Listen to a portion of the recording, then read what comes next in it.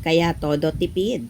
Kimi, malaki ang natitipid sa sariling sikap sa pagme-makeup. Naghahanda na nga ba sa future nila ni Paulo?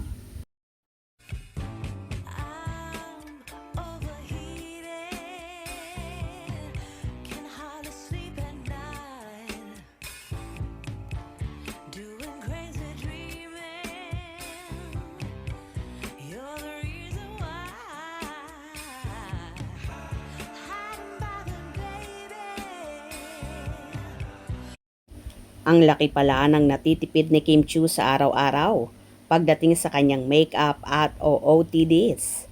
Sa kanyang Instagram story, ipinakita ni Kim ang sariling sikap sa pag-aayos ng kanyang itsura bago sumalang sa kanyang noontime show. Sa video ay binahagi ni Kim ang pagme-makeup niya sa sarili at ang pag-style ng kanyang buhok. Ang tanging katulong lang ng actress ay ang kanyang assistant na nagpaplansya ng kanyang buhok. Pero ang pag-braid at paglalagay ng kulot sa hair niya ay siya na mismo ang gumagawa. Sa content na ito, ibinida ni Kim ang 28 minuto niyang pag-aayos sa sarili nang walang tulong ng ibang stylist, makeup artist o hairstylist. At ang resulta base sa kanyang ipinakitang resulta na mala at tsela ang dating.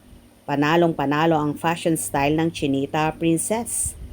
Kung sa araw-araw ay laging umaarkila ng mag-aayos kay Kim at pipili ng kanyang susuotin, baka gagastos si Kim ng hindi bababa sa 50k pesos sa loob ng isang linggo.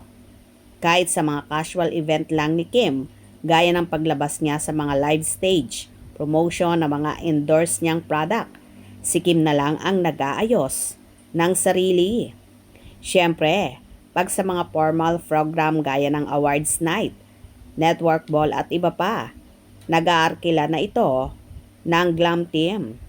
Alam kasi ni Kim na mahal ang mag-maintain sa araw-araw ng glam team. Kaya nga kumpara kay Heart Evangelista na laging may nag-aayos sa kanyang glam artist, mas malaki ang natitipid ni Kim.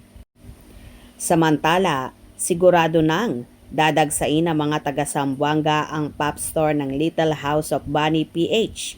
Bag business ni Kim ngayong July 11. Ipinasilip na ni Kim ang location ng tindahan na matatagpuan sa second floor sa 1 Campaner Building, Campaner Street. Bagamat ang ipinakita ng actress ang 80% pa lang na completion ng store, sure namang 100% na matatapos ito bago sa target date ng opening. O di ba? Iba talagang klase si Chinita Princess at kahit sikat na sikat, marunong siyang mag-ayos sa sarili niya at malaki nga ang natitipid niya pagdating sa makeup at mga OOTDs niya. Tila, naghihigpit na si Chinita Princess sa paggastos. Paghahanda na nga ba ito para sa nalalapit nilang kasal ni Paulo Avellino? Hope you enjoyed. Please subscribe for more info.